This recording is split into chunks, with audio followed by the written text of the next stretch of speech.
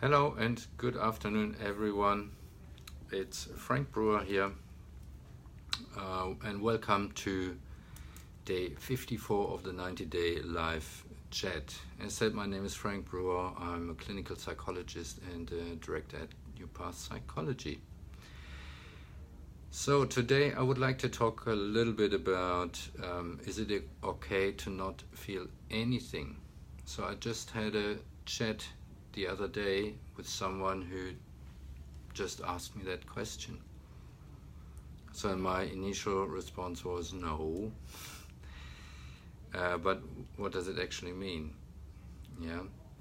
So I would say let's start with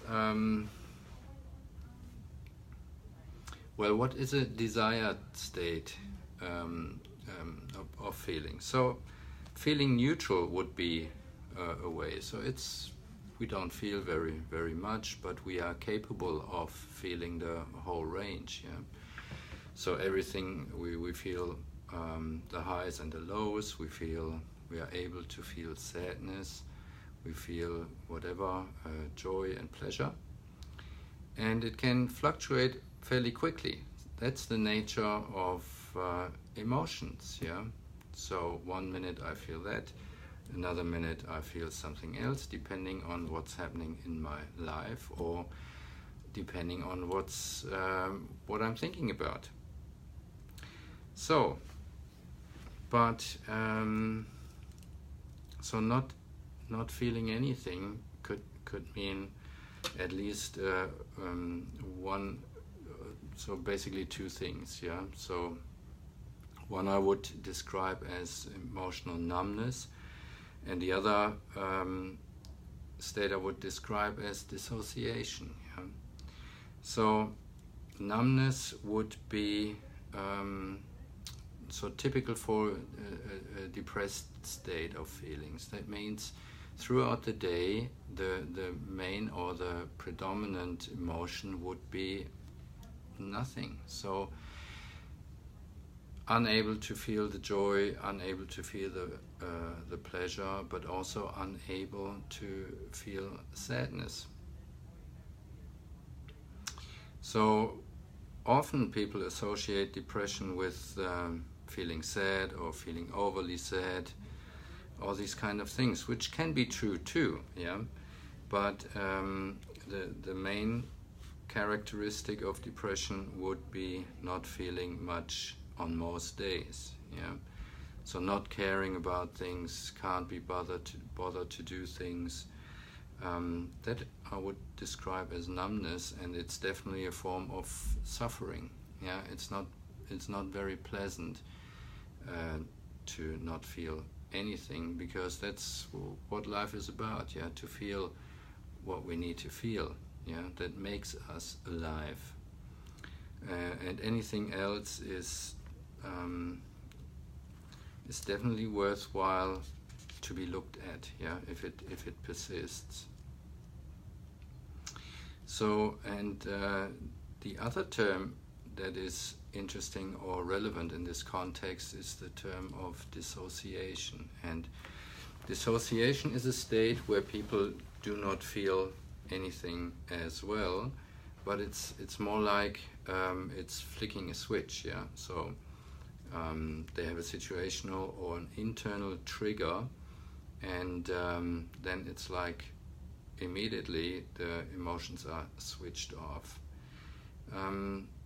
Again, I don't think it means feeling nothing, but usually people describe as this state of being very tense. Yeah, there's a high pressure, internal pressure, but it's not linked to a feeling, or it's not linked to sort of the normal state of emotions, which is they quickly come and go. And I mean, I could go a little bit further into dissociative stages and what people trying to get out of it, and often that is more related to forms of self-harm. But look, this is a coping strategy, and we don't need to go there necessarily. So to give you an example, what happened. So, for instance, a client of mine, she was driving a car on the highway, left lane, slow driver, whatever. 100 kilometers an hour is not slow by Australian standards, because maybe my German brain still kicks in every now and then. But anyway, she was there, and she was not chased but tailgated by a person, and she thought, or she was sure that she knew this person, and felt that immediate threat.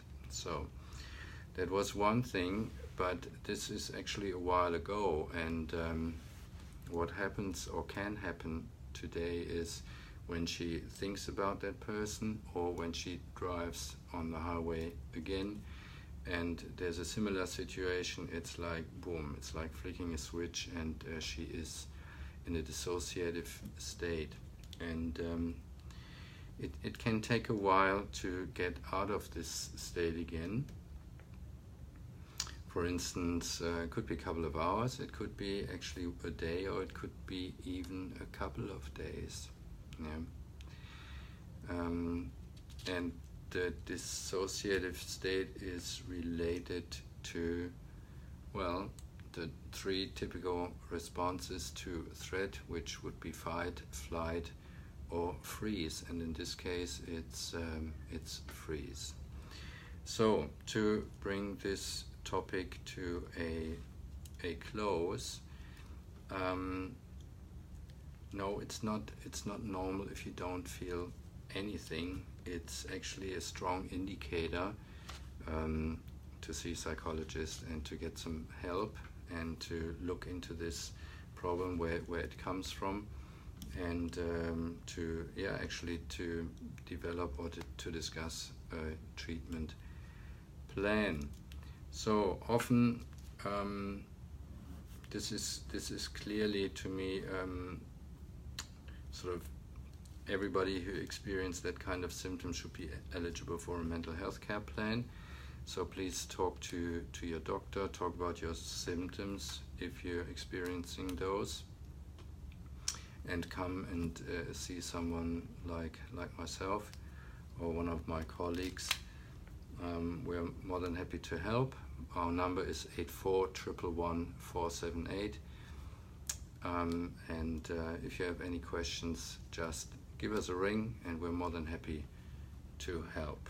So that's it from me today, and I get back to you tomorrow for day 55 of the 90-day live chat. I hope you have a good and satisfying Tuesday, and yes, and I get back to you tomorrow. Bye for now.